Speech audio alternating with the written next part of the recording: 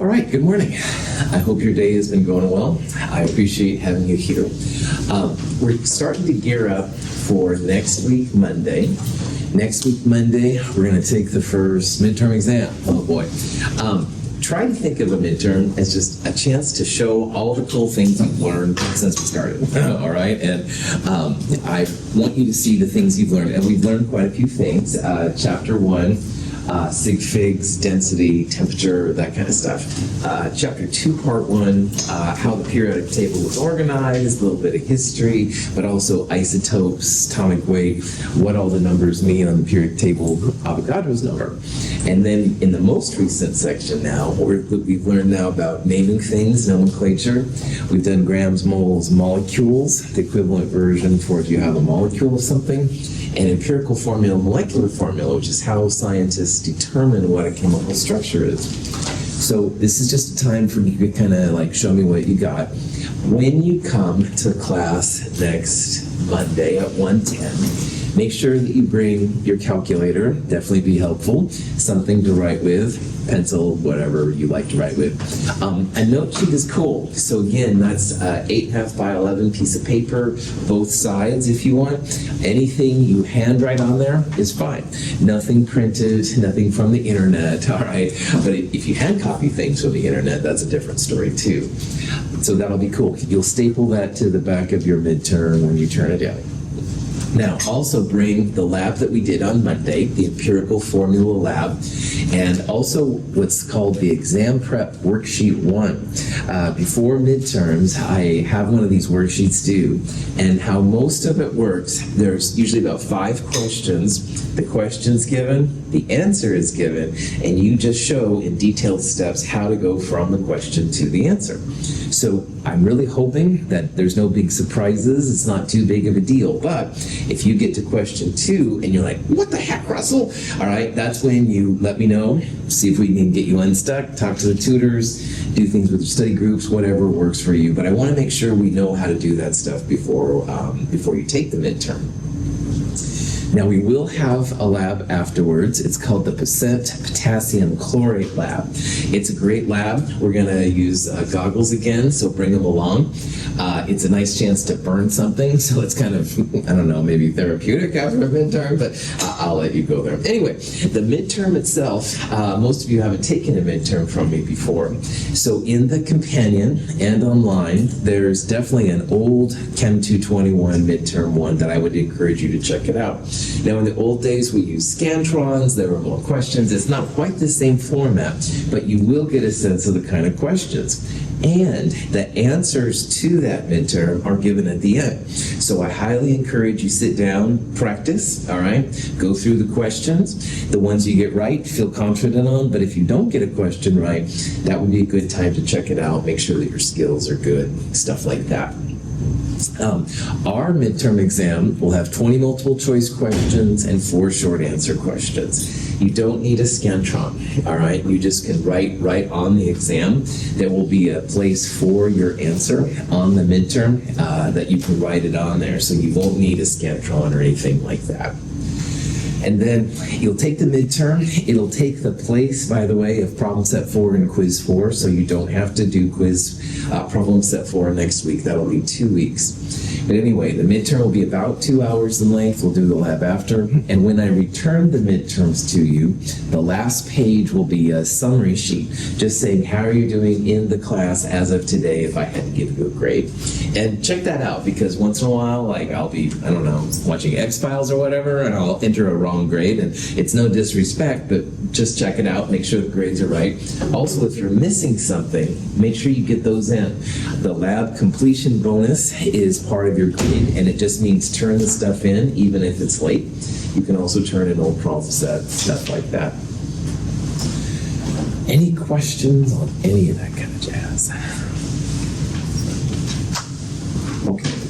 So what we're going to do with this time is I'm just going to show you some questions, and I'd like you to try and answer them yourself. So I'll give you a couple moments and stuff to work on it. And then after a while, we'll talk about what the answer is. Hopefully this will be a good learning experience, blah, blah, blah. If you have the iClicker, you can do iClickers along with it, or you can just kind of like practice, get your answer, and then go from there, which is great too. So here's the first question. We've got a piece of metal. The metal is 33.2 grams, and we're immersing it in a cylinder with 10 milliliters of water. And you can see that after the cylinder of 10 milliliters of water, after the metal was added, the volume went up to 22.3 centimeters cubed / milliliters. You can use this information to find the identity of the metal, and you'll find the identity based on the density. So see if you can figure that out, and we'll talk about it here in a little bit.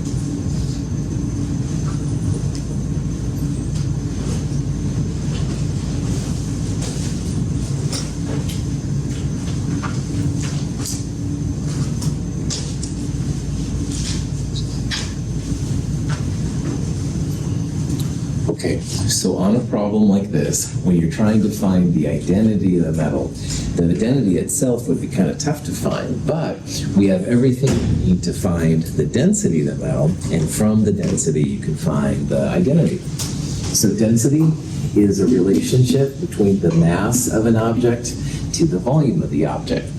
Mass, M, is almost always in chemistry in grams.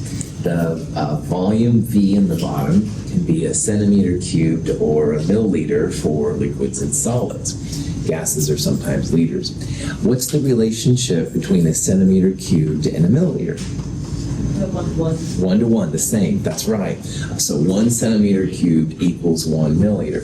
So you'll notice that all these answers have centimeters cubed, but you could use milliliters if you want to. Right? It's really not a big deal.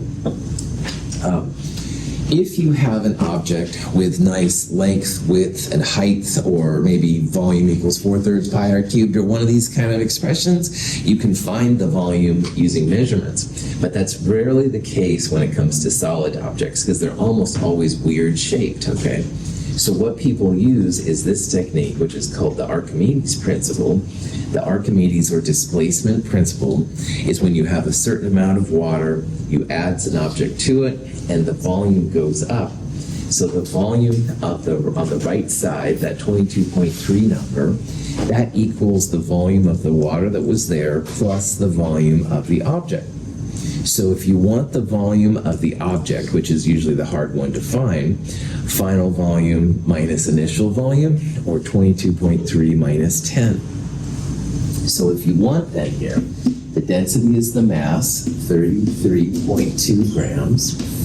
You divide it by the difference in the volume. So I would go 22.3 minus 10. And those are either centimeters cubed or volume. And that's what you would do in your calculator to get the answer. So if you put this in your calculator, it comes out to be 2.70 grams per centimeter cubed. And if you look at these values, this one is definitely the closest. So it looks like we've got some aluminum here. Woo-hoo. Supposedly Archimedes was at the bathtub and displaced the water, and that's where this idea came from. I don't know. Which? It's just so funny. These like magnesium explodes. Magnesium doesn't react very quickly with water. Sodium, potassium, those kind of things will. But magnesium, I can show you a strip of it sometime. It's actually pretty inert. If you let it sit around for a while, it will react. But it's not like the excitement of the group 1A right next to it and stuff. It is a lot less dense, though, which is, I find, kind of interesting than even aluminum. So, cool. Questions? All right, here's a question. You have 3 different temperatures. And the question is, what's the order of increasing temperature? You can see increasing or decreasing, whatever. Increasing temperature means the lowest temperature is first and the highest temperature is last. Now you can see that you've got 3 different scales here, all right? For a question like this, I would like you to know how to go from Celsius to Kelvin using 273.15. But for Fahrenheit to Celsius, that's an equation I would always give you. So the Fahrenheit temperature equals 1.8 or 9/5 times the Celsius temperature plus 32. So in this problem, what I would do to find the order, all right, I would convert everything to Celsius. So you've already got one value in Celsius. Now convert Kelvin to Celsius. Remember, Celsius can't be negative, by the way. And then finally, 45 Fahrenheit, if you put that in for T degrees Fahrenheit right there, it would be like 45 equals 1.8 times X plus 32. So for the X. So see if you can do this, and we'll talk about it here in a little bit.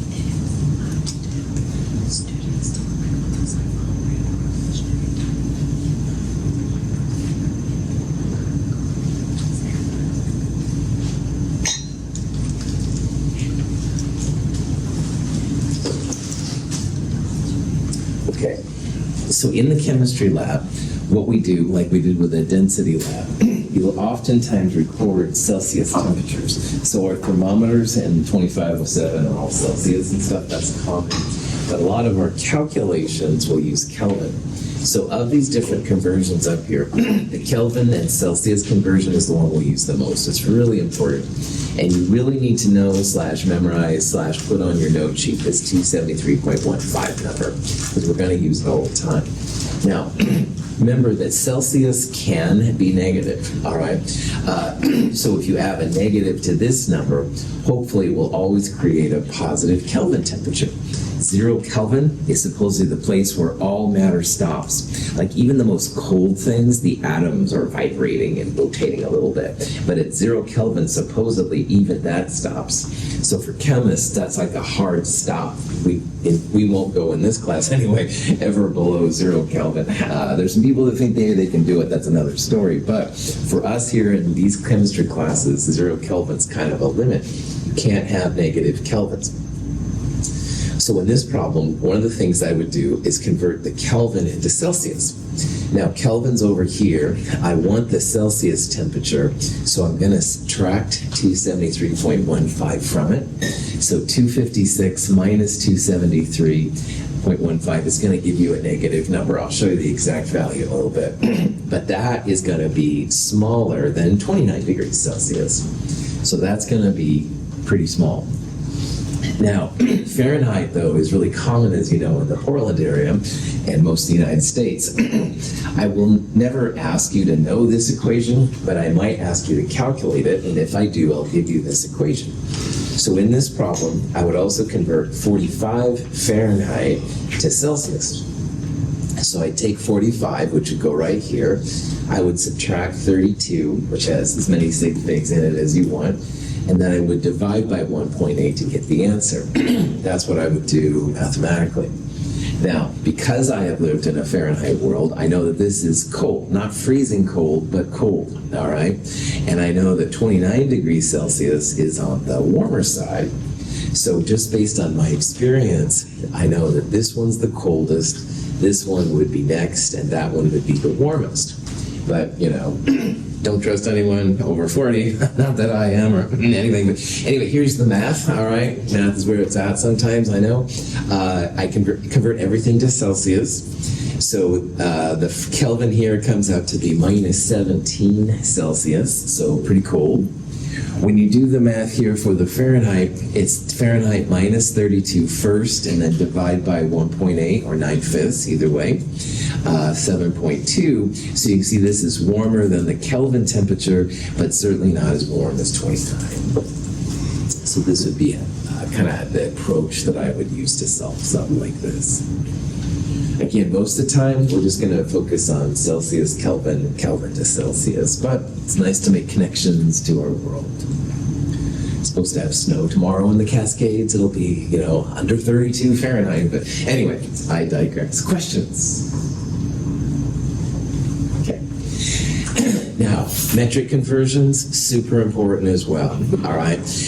All metric systems have a type of a base unit, and you can use these different prefixes to express smaller or bigger numbers. So these are all lengths. That means that the base unit is the meter here. So you can see that it says that you want these in order of increasing size, increasing length. Well, this one is smaller than that one. I would then convert these two into meters and stuff in order to see how it goes. So smallest to largest, let's see if you can figure out which one of those would give you the right answer.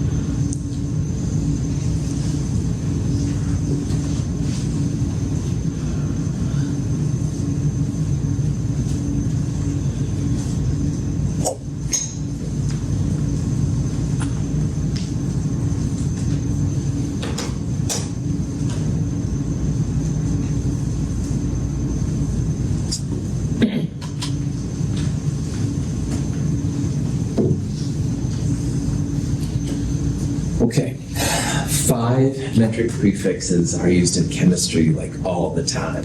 And these 5 you need to know / memorize / put on your sheet because we'll use these all the way through Chem 223. And the prefixes are kilo, centa, milli, micro, and nano. And they have these numbers associated with them. Now in this problem, you can see that we have a centimeter and a millimeter, all right? So we're gonna focus on these two right here and how you use it, all right? These are all lengths, meters. So that means we put m's next to the metrics and an m next to the number. So what this says is, if you will, 1 centimeter is 10 to the minus 2 meters. 1 millimeter is 10 to the minus 3 meters. So if you want to convert 215 millimeters to meter, well, you need something that's going to get rid of the millimeters and turn it into meters. And that's what we have right here. And this says that 1 millimeter is 10 to the minus 3 meters. So when you put this in your calculator, it comes out to be 0.215 meters. The millimeters cancel, stuff like that. For the centimeter, you'd start with 9, 1 centimeter in the bottom, 10 to the minus 2 on top, you get 0.09 meters. Okay, and that's how all of those work.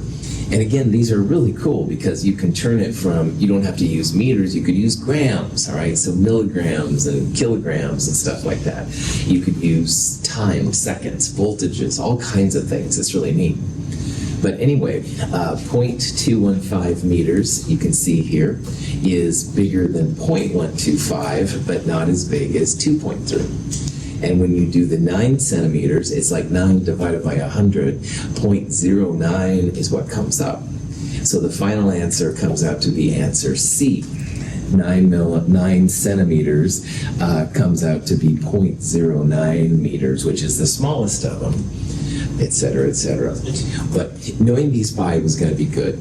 Once in a while, we'll use other ones, like pico we'll use in Chem 222, but I'll give you those metric ones. These are the 5, man. I just want you to get to know them and knock them out so there's no problems. So.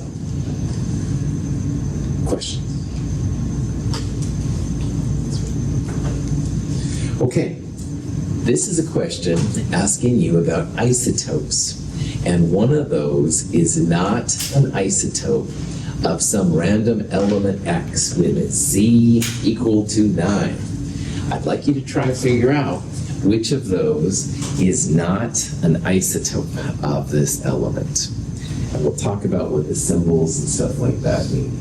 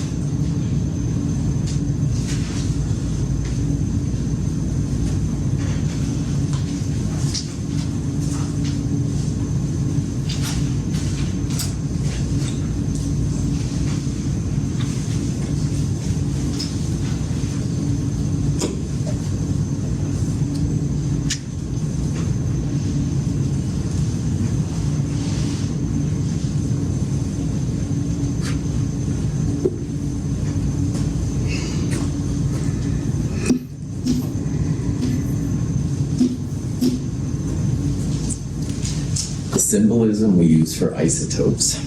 These are the generic representations.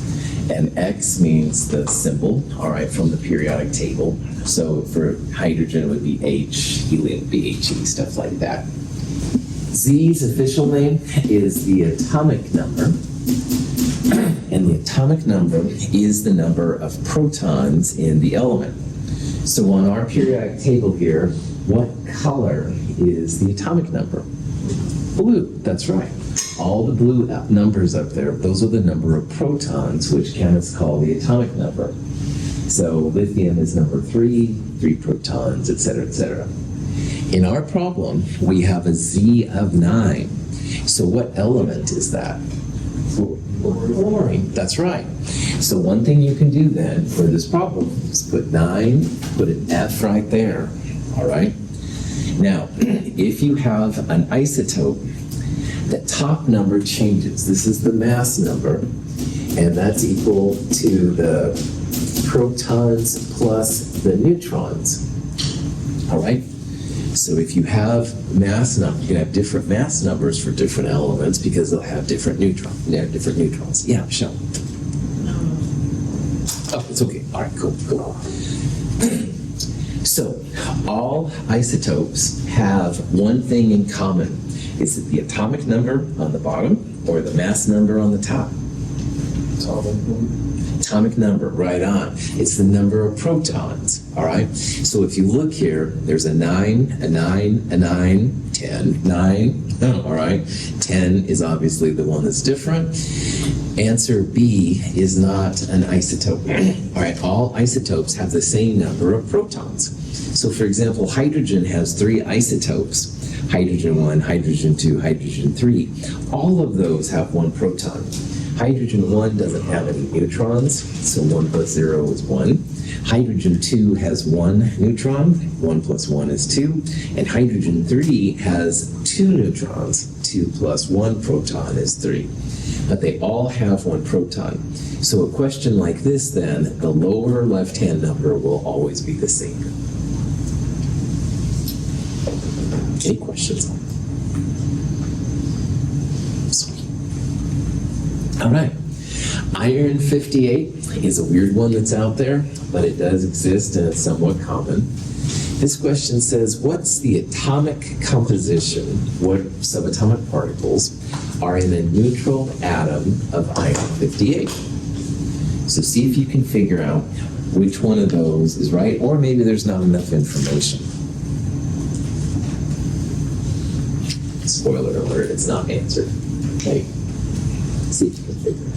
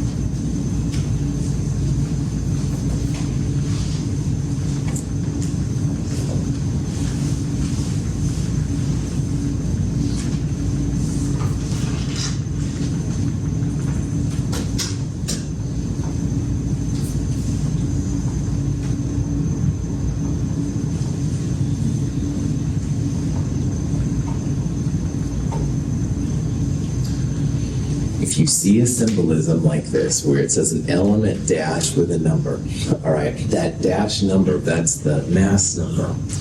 So for example, in this thing we just talked about, I put up here that there's a 19 there, a 9 there, fluorine's right there. This would be the representation for fluorine 19. The mass number is the dash number right there, and from this we can figure out everything we need. So we saw earlier that fluorine was number 9 on the periodic table, the atomic number. So that would be 9 protons in fluorine. The neutrons, you take the top number and subtract the bottom number. Mass number is protons plus neutrons. Bottom number is just protons. So 19 minus 9 would be 10 neutrons. And then finally, if it's a neutral element, the positive protons and those negative electrons are going to cancel out. So the protons will also equal the number of electrons if the atom is neutral. And we've seen this week especially how there's lots of examples when the electrons or protons are different, all the ions and stuff. But in this problem, it's the same. So what's the symbol for iron? Fe. Fe, that's right. So when you look on the periodic table, there it is right there. It's number 26. So iron is going to have 26 protons because the atomic number is 26. So with all of these then, we want something where there's 26 protons. So this is out. It could be one of these three right here. And because it's neutral, that means the positive protons and the negative electrons are equal. We also want to have 26 electrons. So it's going to be B or D now. There's too many electrons for the protons here, so that would give you an overall negative charge. So the mass number, 58, is how we find the number of neutrons. 58 minus 26 would give us the number of neutrons. And if you do that, it comes out to be 32 neutrons. So in this one, first have to figure out what iron symbol is, Fe, all right? Iron is number 26 on the periodic table, and that's going to be both the protons and the electrons if it's neutral, okay? And this one is supposedly neutral. But the mass number then, you take this, or the number of neutrons, excuse me, you take the mass number, you subtract the number of protons from it, so 58 minus 26, 32 neutrons. Cool for school. Any questions? Okay. Now, the other number on the periodic table, like we've talked about, is probably going to be more important for us in the future, and that's the atomic weight / molar mass, atomic mass. They have many different names. They all mean the same thing. Atomic weight is one of the examples, and as Kevin pointed out, technically weight could change and stuff, so really it should be atomic mass, but for whatever reason, chemists call it atomic weight. I'm just the messenger. I'm not making the rules, needless to say. But anyway, let's say that you have then this random element E, and there are 1, 2, 3 different abundances.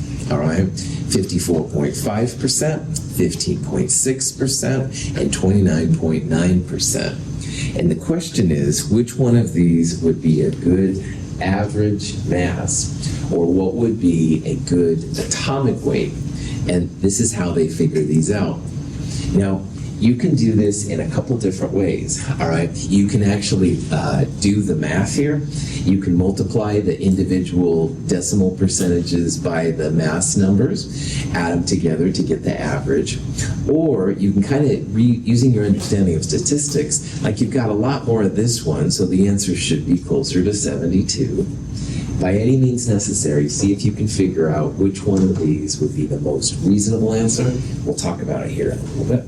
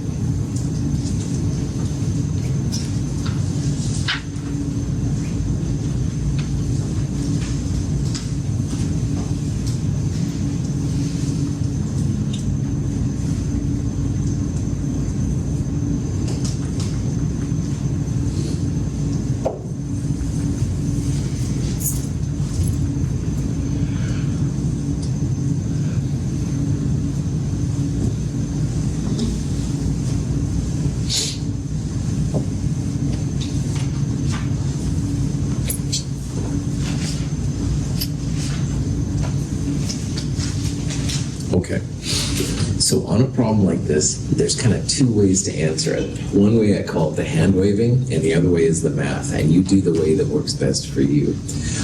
The math way, you would take these percentages but use the decimal version, so 0.545, 0.156, stuff like that. And you literally would multiply the decimal versions by the mass numbers, those 72s. So 0.545 times 72 plus 0.156 times 73 plus 0.299 times 74, you'd get an answer, and it'll be close to one of those numbers, and that's an awesome way to do this. Now, another way to do it is to think about these as being like on a timeline. If you had almost all 74, the high percentages were very close, very high on 74 and very low for the other two, then your average mass would be closer to 74, all right? But we have more than 50% 72, all right? So that means it's definitely this average mass, which is what the atomic weight is.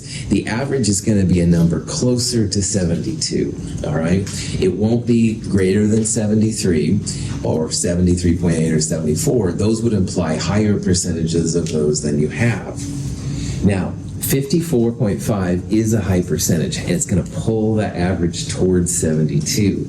But this isn't like 90 or 80% of that either. It's 54, it's more than half, but it's not 100%. So my gut would tell me personally that answer B is probably a best answer. Like if you had 90% of this one and 5%, then I would consider 72.1. But probably it's going to be a little bit higher than that just because we don't have a clear dominance of 72. Anyway, by any means necessary, 72.8 is probably the best answer here. And if you don't like my hand waving, which I totally understand, the math way is a pretty good way to figure this out. If you do that, it comes out to be 72.8. It's not quite as low as 72.1, but it certainly is less than these three right here. So this is how all those red numbers in the periodic table literally are found. Now they'll probably use the math method, all right? They'll have a mass to lots of sig figs and a percentage that's a lot better than 3 sig figs. They'll add them all up together to give the average mass. But no problem. Questions? The important thing to realize is that you're never going to have an individual atom of this element with 72.8 as the mass. You'll have 72 more than half of the time, about a little bit more than a quarter of the time you'll have 74, and less than a quarter of the time you'll have a 73. All these numbers artificially generated, statistically generated. But when you're dealing with 10 to the 23rd of these freaking things, 72.8 becomes the number to use, all right? Because it is a great average of all of them together. Individual atoms, no. But 10 to the 23rd at a time, absolutely. Okay. Here's a question about knowing the charges on metals, all right? And in the last section we've been through, there are some metals where the chemist knows the charge on the metal all the time, i.e. fixed charge metals, and there's also some metals that the scientist doesn't know the charge all the time. So of these, which of those is not likely to form? Good, one person's got it.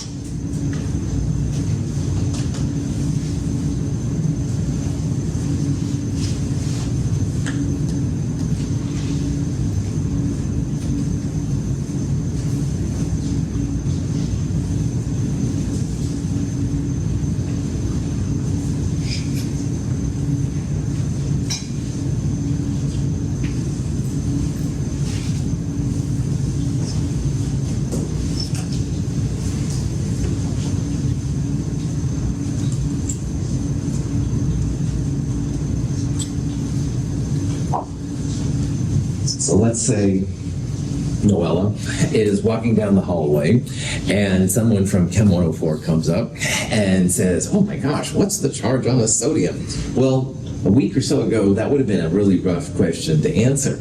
But now that we've studied the metals, there's two types of metals on the periodic table. There's ones where the scientists always, at least 99.9% of the time, always know what the charge is.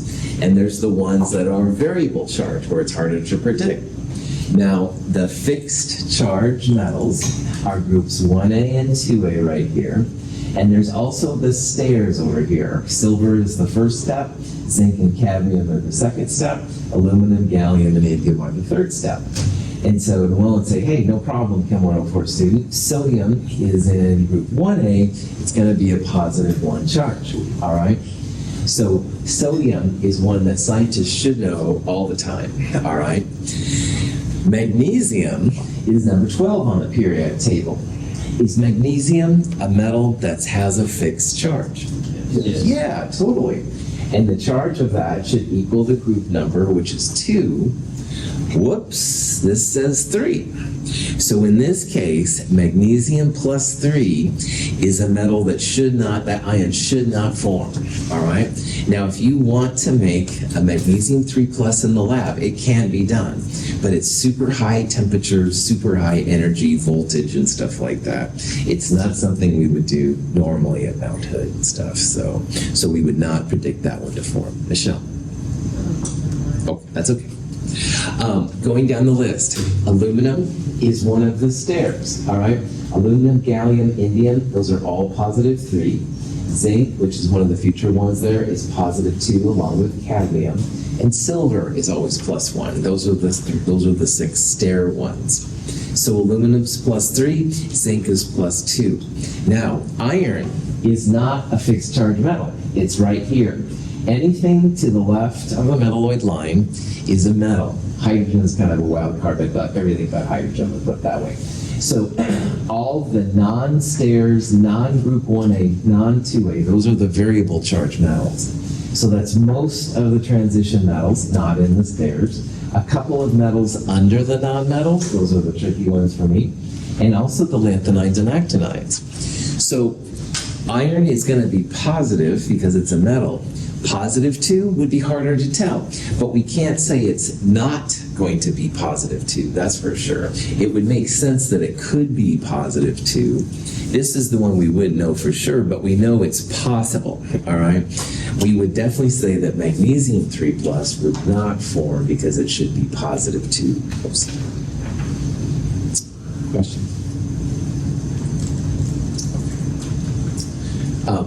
We'll start this problem, but we may not. I may have to finish it on Friday. This is a question about another group 2A metal, strontium. And it says, when the strontium 2 plus ion forms, what happens? Think about it for a little bit. I'll tell you the answer before we have to stop, and we'll talk more about this one on Friday.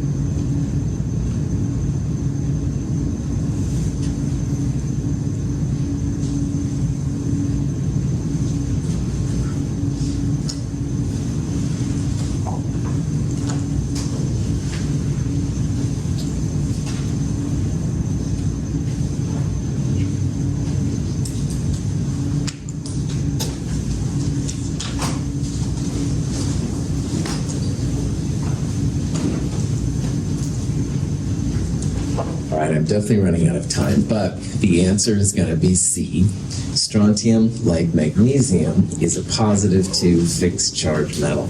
And positive 2 means it's going to lose 2 electrons. Losing electrons makes it positive, gaining electrons makes it negative. And if you go back 2 elements, strontium 38, 37, 36, that would be the same number of electrons as krypton. And that'll be important for what we're talking about here in a while. We'll talk about this more on Friday. Thank you for being here. Have a great day.